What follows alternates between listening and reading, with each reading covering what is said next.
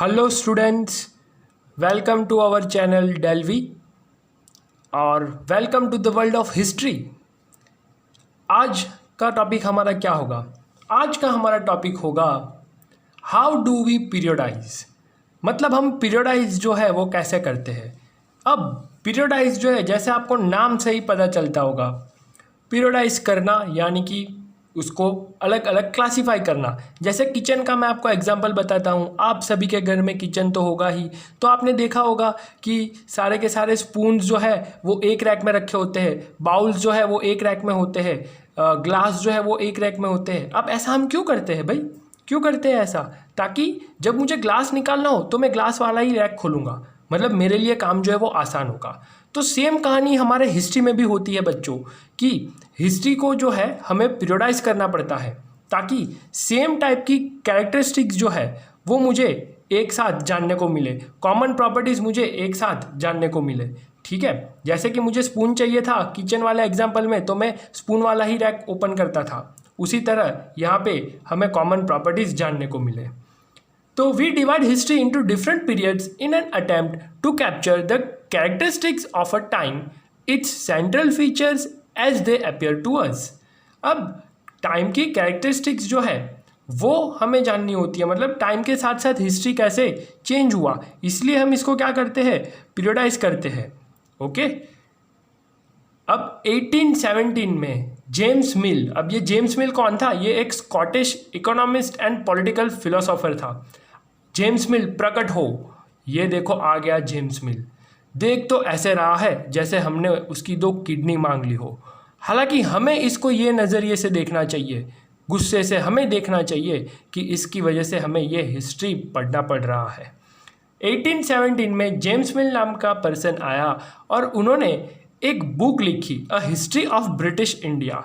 इसका मतलब क्या है? ब्रिटिश इंडिया मतलब ब्रिटेन और इंडिया की अलग अलग हिस्ट्री, ऐसा नहीं है, है ना। इसमें बताया गया है कि ब्रिटेन यानी कि ब्रिटिशर्स जब इंडिया में रूल कर रहे थे तब क्या कहानी थी। आइए आगे बढ़ते हैं।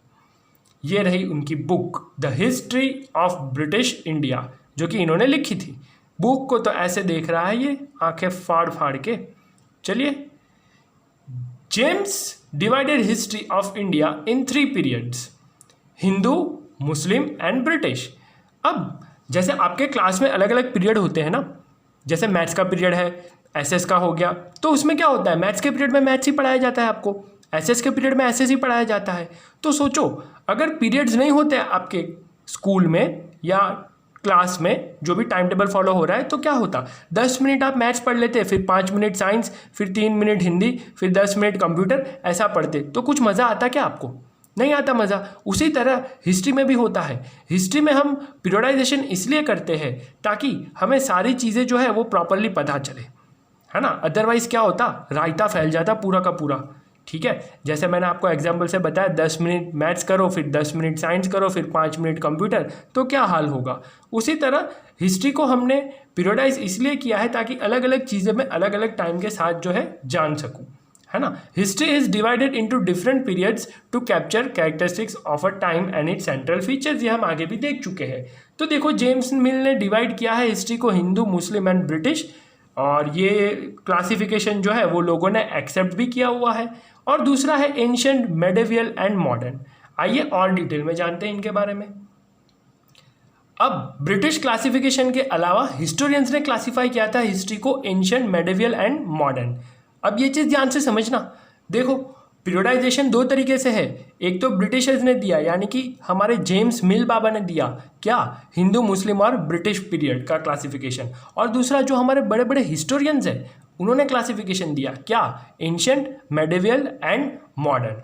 अब ये क्लासिफिकेशन जो दिया हुआ है वो इसलिए दिया हुआ है ताकि सभी चेंजेस जो है हम जान सकें, डिफरेंट टाइम पीरियड में जो जो चेंजेस हुए हैं वो हम जान सकें। अब एंशिएंट हिस्ट्री और मॉडर्न हिस्ट्री सेम तो नहीं होगी ना। खुद ही को देख लो, 6th में कैसे थे और 8th में आकर कैसे हो गए हो। जब खुद तुम सेम नहीं रहे तो हिस्ट्री कैसे सेम रहेगी। ठीक है, तो उसी तरह एंशिएंट हिस्ट्री की कुछ अलग कहानी होगी मॉडर्न हिस्ट्री की कुछ अलग कहानी होगी। तो दोनों कहानी को अलग अलग पढ़ने के लिए हमने दोनों को क्या कर दिया, डिवाइड कर दिया, ताकि हम दोनों को और करीब से जान सके। वैसे आप बोलोगे सर इनको करीब से जानने की बिल्कुल ज़रूरत नहीं है, बट हमें करीब से जानने की ज़रूर इसलिए है ताकि हम इसको अच्छे से समझ सके। आगे देखते हैं। He considered Hindus and Muslim period as black period और ब्लैक एज। अब यहाँ पे ही का मतलब कौन है? ही का मतलब है जेम्स मिल। जेम्स मिल ने इसको ब्लैक पीरियड कंसिडर किया हुआ है, किसको? हिंदूज एंड मुस्लिम पीरियड को। अब क्यों ऐसा किया? क्या लोग काले काम किया करते थे ये टाइम पे?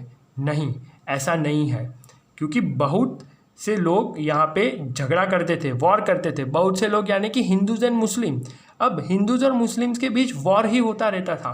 वॉर का सीन प्रकट हो, ये देखो राजा निकल गए घोड़े पे सवार होके, और क्या इसकी तरह लोग काले थे इसलिए जेम्स मिल ने इसको ब्लैक पीरियड दिया है? नहीं। अब ये वॉर का ऐलान तो ऐसे कर रहा है जैसे इसको बहुत ज़्यादा भूख लगी हो। और ये सीन देखिए, इस हिसाब से हिंदूज़ और मुस्लिम्स के बीच क्या रहता था? वॉर वाला माहौल रहता था। अब वॉर का माहौल रहता था तो वॉर ऐसे तो होती ही नहीं है।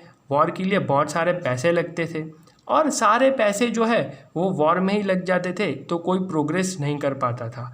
इसीलिए जेम्स मिल ने इसको ब्लैक पीरियड कहा, क्योंकि जो भी किंग्स थे वो सारा का सारा पैसा लड़ाई में ही लगा देते थे, ना कि डेवलपमेंट में। इसीलिए इसको ब्लैक पीरियड कहा गया जेम्स मिल के द्वारा। आइए और देखते हैं जेम्स मिल के क्या क्या ख्यालात थे। Mill felt there were religious intolerance, caste taboos and superstitions in India. So India can make progress only through British rule. अब ये जो जेम्स मिल था उसने कहा कि भाई इंडिया में बहुत से कास्ट टैबूज एंड सुपरस्टिशंस थे। अब सुपरस्टिशन क्या होता है ये बच्चा बच्चा जानता है। आइए एक फेमस एग्जाम्पल से मैं आपको इसको समझाता हूँ। जैसे कि ये है काली बिल्ली। अगर किसी बिल्ली ने रास्ता काट दिया, मतलब हमारे यहाँ माना जाता है कि हमारे साथ कुछ बुरा होगा। अरे भाई, इस हिसाब से तो जो लोग घर में बिल्ली पालते हैं उनके साथ तो रोज़ ही बुरा होता होगा, है ना? तो फिर और एक एग्जाम्पल लेते हैं। अरे वाह, यहाँ पे आप देख रहे हैं नींबू और मिर्च। अब नींबू और मिर्च क्यों लगाते हैं ये बच्चा बच्चा जानता है कि नींबू और मिर्च इसलिए हम लगाते हैं ताकि कोई नज़र ना लगे।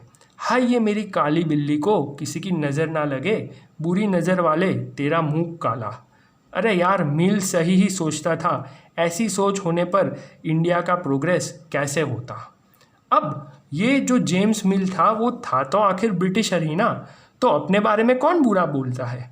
आप खुद भी अपने बारे में बुरा नहीं बोलोगे, तो जेम्स मिल आखिर था तो ब्रिटिशर ही, तो वो ब्रिटिशर्स के बारे में क्यों बुरा बोलेगा? उसने ब्रिटिश को अच्छा बताया, यानी कि ब्रिटिशर्स को अच्छा बताया। उसने अपने व्यू से ब्रिटिशर्स को बहुत ही अच्छा बताया। अगर इंडिया जो है या इंडियन पर्सन कोई ये हिस्ट्री लिखता तो वो जाहिर सी बात है इंडिया के बारे में अच्छा बताता और ब्रिटिशर्स के बारे में बुरा बताता। इसीलिए जेम्स मिल सोचता था कि इंडिया तब भी प्रोग्रेस कर सकता है जब ब्रिटिशर्स जो है वो इनको रूल करे। अब आइए देखते हैं कि ये जो जेम्स मिल सोचता था वो सही था। Were there any problems in periodization offered by James Mill? क्या कुछ प्रॉब्लम थे पीरियडाइजेशन जो कि जेम्स मिल ने बताया था? अरे प्रॉब्लम तो हर किसी के लाइफ में होते हैं, तो ये जेम्स मिल क्या चीज़ है? सोचो ज़रा, क्या कोई प्रॉब्लम्स थे? इसका जवाब जो है हम देखेंगे नेक्स्ट वीडियो में। फ़िलहाल तक तो तुम्हें लग रहा होगा कि मुझे इसके साथ कोई प्रॉब्लम नहीं लग रहा, लेकिन नेक्स्ट वीडियो में हम देखेंगे कि क्या क्या प्रॉब्लम्स आए थे जो पीरियडाइजेशन जेम्स मिल ने बताया था उसको लेकर। तो मिलते हैं नेक्स्ट वीडियो लेक्चर में। आज का सेशन हम यहीं पे एंड करते हैं इसी के साथ।